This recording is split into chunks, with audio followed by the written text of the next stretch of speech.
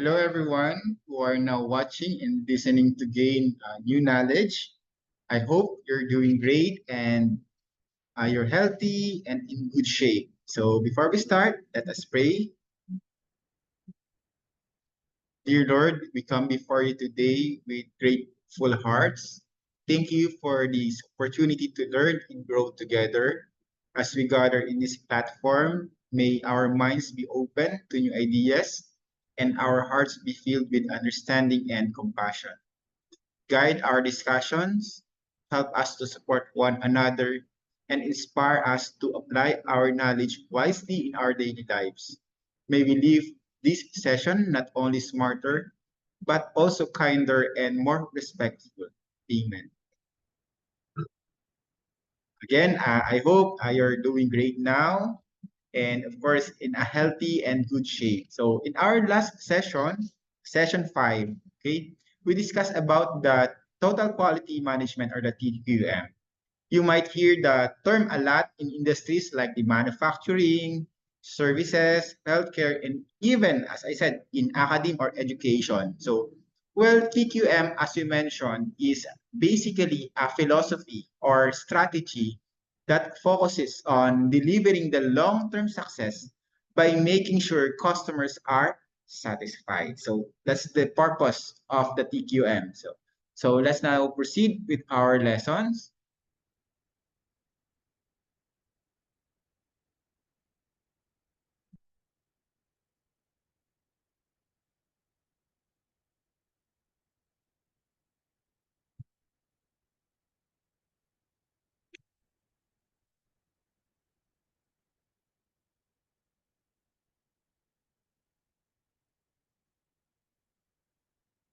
Okay, we will now discuss about the different quality management tools and techniques. Okay, let's start with the what we call SPC or the Statistical Process Control. So ito yung method na ginagamit to monitor and control a process, ensuring na it operates at its full potential. SPC applies statistical methods to detect and prevent problems in a process before defective products are made. So para bang bago pa maging seryoso yung issue or yung defects, maaring maaagapan na or naagapan na. So one of the key tools in SPC is the control chart. So this chart helps us visualize the process data over time. So think of it as a way to track if your process is stable or if there's a potential issues na kailangang i-address. So types of control charts. So merong iba't ibang control charts tulad ng X bar and R charts. So for variable data and the P charts and the C charts for attributed data. So these charts help you spot patterns or variations na could either be natural, the common use, or unusual, the special cause. So another term is the process capability, which is the ability of the process to consistently produce output that meets the specification. So ginagamit dito yung CP and the CPK indices para malaman kung gaano ka-reliable yung process. So let's say isang factory is monitoring the diameter ng ball bearings nila. So they use X bar chart para makita if the production is consistent. All seems well, pero one day may isang data point na lumabas sa control limit which indicates na something is off. Maybe machine error or human error at kailangan ng investigation. So in real life, an example of this is a bakery using the SPC to monitor the weight of their loaves of bread. So by using control charts, they can see kung kailan masyadong mabigat o magaan ang mga tinapay. So para ma-adjust agad yung process before they end up with a whole batch of the bad bread. Okay, quality function deployment. Now, let's move on to the QFD. So, ito naman yung approach na ginagamit para ma-convert ang customers' requirements into specific technical specifications sa product development. So, essentially, QFD or the quality function deployment make sure na ang product or service mo is aligned sa expectations ng customers. So imagine na you are listening to the voice of the customer or the VOC and turning that into a tangible product feature. And of course, the primary tools sa QFD is the House of Quality or the HOQ. It's a matrix na tumutulong mag-relate ng customers' needs to engineering or product specifications. Steps in creating the HOQ or the House of the Quality. So number one is, of course, identify the customer requirement. First, kailangan malaman ano ba talaga ang gusto ng customers. Mag-research ka, mag-survey ka, and get detailed insights. Next is determine technical requirements. Ano ba ang specific technical solutions para matugunan ang customer requirements? So, next is the matrix development. Create a matrix that correlates customers' needs with a technical specs. Diba? Dito malalaman kung ano yung pinaka-importante sa customer at yun ang priority mo for design and production. So, examples, imagine sa isang car company na gumagamit ng quality function deployment or the QFD, naka-survey sila at nalalaman na customers prioritize safety and fuel efficiency. Yun ang main priority nila. So sa pamamagitan ng House of Quality or the HOQ, the engineers focus on developing advanced safety features and a more efficient engine. So as a result, they produce a car na pasok sa gusto ng market. So this process is also used in technical companies. For example, sa smartphone manufacturer, they might use the QFD to ensure na ang bagong model ng phone nila ay may excellent camera quality or long battery life. So, two of the top features na hinahanap ng customers. Okay, next is let's talk about the Six Sigma. Okay? Ito ay isang data-driven approach to improving the quality by reducing defects. Ulitin ko, the purpose is improving quality by reducing defects and the variability in the processes. With Six Sigma, the goal is to achieve the near perfection, which is the, of course, the 3.4 defects per million opportunities, di ba? So, medyo sounds ambitious siya, but with the right tools and mindset, of course, it is achievable. So, the DMAIC, okay. When we say DMAIC is the methodology that drives Six Sigma. So, it stands for the define, measure, analyze, improve, and control. Okay. First, identify the problem or the improvement area and set clear goals and customer requirements. So in the define phase, the focus is on clearly identifying the problem, the project goals, and the customer requirements. So these initial steps is crucial because it sets the direction for the entire project. So Ano ba yung mga key activities? Number one is the problem statement. Create a clear and concise statement that describe the issue at hand. It should explain what is wrong, where it occurs, and of course, why it is a problem. The second one is the project charter.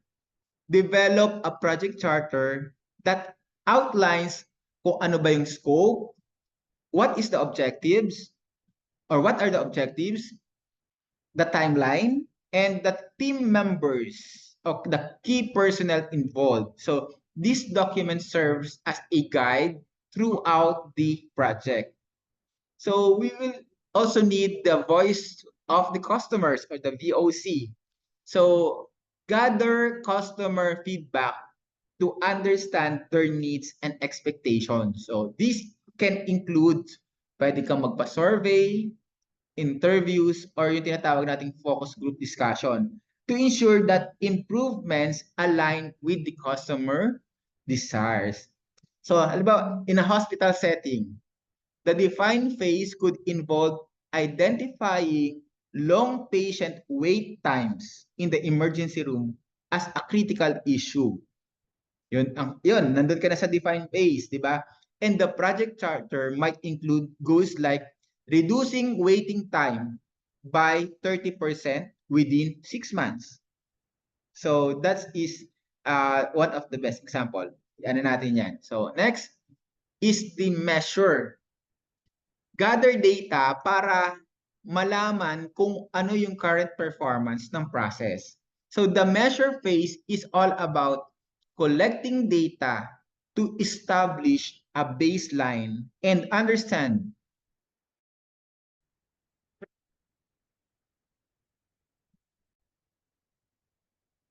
Okay, I'm sorry. I think medyo nagka-problema lang sa internet, but of course we will continue. Let me share my slide.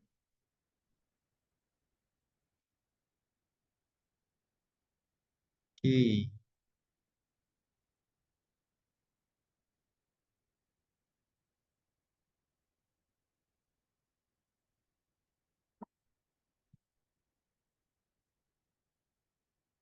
Okay. Let's go back, I think, sa measure, okay? So when we say measure, it is we need to gather data para, of course, malaman natin kung ano yung current performance ng process. So the measure phase is all about collecting data to establish a baseline, as I said. So, and to really understand the current performance of the process, because accurate measurement is very essential to identify areas for improvement. Dapat talagang may basehan tayo. Hindi lang yun yung sabi-sabi lang. Dapat mayroon tayong reference for it. Okay? And what are the key activities under the measurement phase? So number one is data collection. We need to gather quantitative and qualitative data which is relevant to the problem. This may involve process mapping, time studies, or perhaps performance metrics. Okay, so let's establish the KPI or the key performance indicators para matrack yung effectiveness of the process. So these indicators should be linked to a customer requirements and project goals.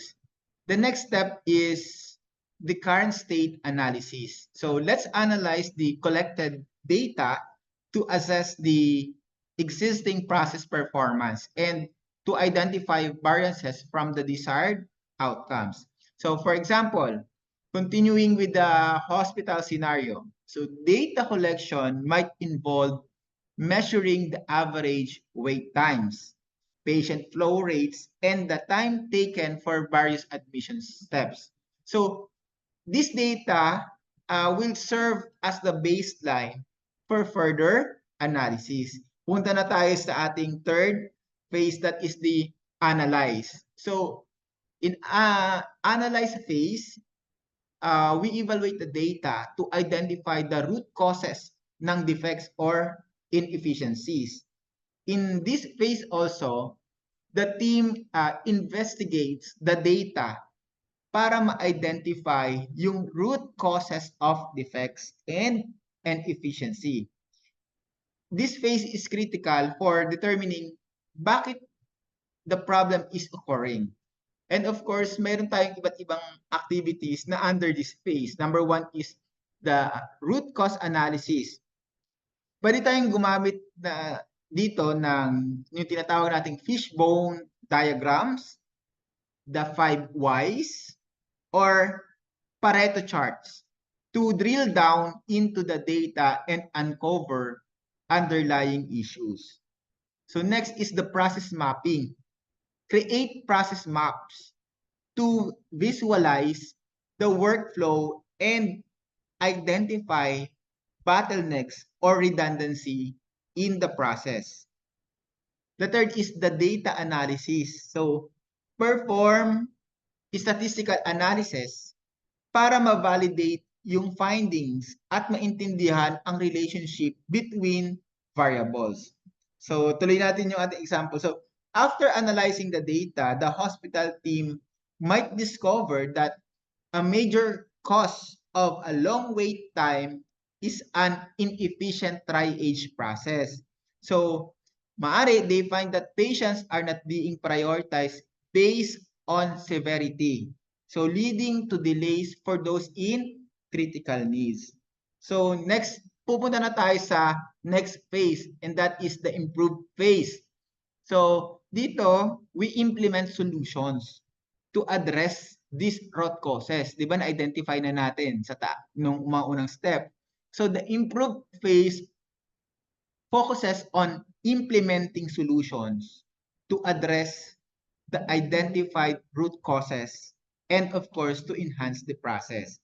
So it is where the real change happens. So ano ba yung mga activities natin dito? The number one is the solution development. Brainstorm and evaluate potential solutions to eliminate the root causes. So use technique like pwede tayo mag-brainstorming session, mag-design thinking, or yung tinatawag nating prototyping. At of course, after that, pwede na tayo magkaroon ng pilot testing. So, implement solutions on a small scale or yung tinatawag nating pilot test to assess their effectiveness before full-scale roll out. Okay? So, this step mitigate risk, and of course we will gather the feedback and the implementation plan. Create a detailed plan for implementing the chosen solutions across the organization. Isama mo na dyan yung training and the resource allocation. So in the hospital case natin kanina, so the team might implement a new triage protocol that prioritize patients based on severity and urgency. So they could pilot this protocol in one area of the emergency room para ma-evaluate yung impact niya on wait times. And of course, punta na tayo sa last natin, the control. Okay? After improving the process, let's continue monitoring to make sure na hindi bumabalik yung old issues. Okay? The final phase, which is the control phase, ensures that the improvements are sustained over time.